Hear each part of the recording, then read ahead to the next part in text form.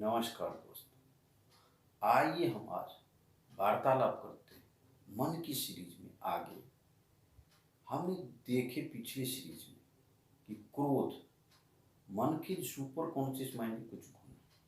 उस गुण को जब हम दबाते हैं तो उसके कई सारे दुष्परिणाम हो सकते हैं। अगर मन के क्रोध को हम दबाते हैं तो उससे क्या होता है, हमारा जो है अनकॉन्शियस और सब कॉन्शियस माइंड का निर्माण हो जाता है, जिसमें ईर्ष्या, द्वेष, जलन, भय, चिंता, इस प्रकार की कई चीजें जो है इकट्ठा होने लगती है। जब ये इकट्ठा होने लगती है तो वो अपना रूप बदल के कभी कुछ कर सकता है।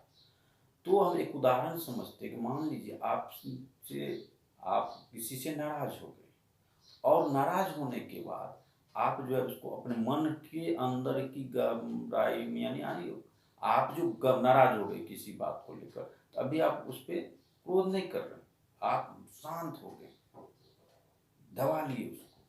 तो आपको क्या लगता है, अगर आप किसी व्यक्ति से नाराज हैं और आपने उस नाराजगी के ऊपर अपना गुस्सा यानी क्रोध जाहिर नहीं किया, तो आपको क्या लगता है, जो आप उस स्थिति से बच गए? नहीं, ऐसा नहीं हुआ है, क्योंकि ये जो है रूप परिवर्तित कर लेता है।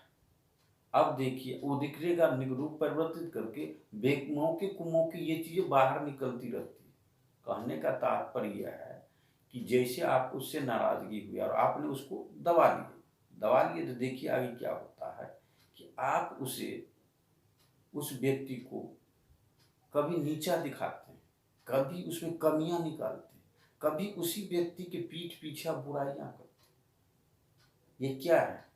यही जो है, आप उससे नाराज थे और आपने उसको दबाया, ये विकृत रूप हुआ है उसका। और विकृत रूप होने के कारण ये जो है कब निकलेंगे ये बताना बहुत मुश्किल होता है। इसीलिए जो है हमें करना क्या है, करना ये, जब भी कोई चीज घटना घटती है, कोई चीजें होती है, कोई विचार होते हैं, कोई विचार आते हैं, आपको बुद्धि से हम क्या करते हैं, जब भी कोई चीज आती है, घटना घटती है, देखते हैं, तो हम सबसे पहले हमारा बुद्धि जो होता है उस पर एनालिसिस करना शुरू कर देता है, तर्क वितर्क करने लगता है। आपको बुद्धि से नहीं काम लेना है, आपको मन की गहराइयों में उसे लेकर उतारना है। अगर आप मन की गहराइयों में उतारना सीख जाएंगे तो धीरे धीरे जो आपका ये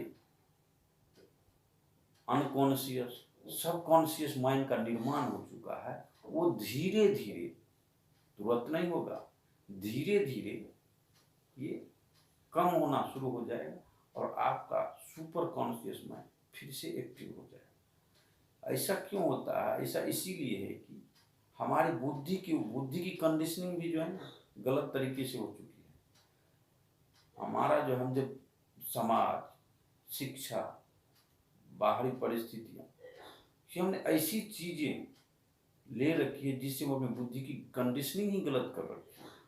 इसीलिए आपको बुद्धि की कंडीशनिंग को ठीक करना, तभी आपका जीवन सफल हो सकता है। अब देख रहे विज्ञान ने इतनी तमाम कोशिश कर रहे हैं कि किस प्रकार मनुष्य का जीवन आरामदायक हो, अन्य तरह के सुख सुविधाओं के लिए लगे हुए हैं, हर एक चीज पर रिसर्च चल रही है। अगर हम अपने मन और बुद्धि को यानी बुद्धि की सही कंडीशनिंग कर ले और मन को समझ जाए, अगर मन को सुपर कॉन्शियस माइंड को एक्टिव कर ले, तो हम आने वाले समय में अपने आप को बहुत ही बेहतर तरीके से जीवन को सफल बना सकते हैं। तो कहने का तात्पर्य यह है कि आज हमने ये सीखा है कि ये इतनी आसान नहीं जितना हमने आपको कह दिया, इसमें समय लगेगा, लेकिन अगर आप इस चीज को कीजिएगा तो एक दिन आप खुद को देखिएगा अब किस प्रकार से आपका जीवन में बदलाव आ चुका है। कहने का तो जब भी कोई चीज हो तो आप उसको मन की गहराइयों से, बुद्धि कहाँ, तो बुद्धि यहाँ, मन कहा तो मद नाभि के पास, जो नाभि है नाभि के पास मन होता है।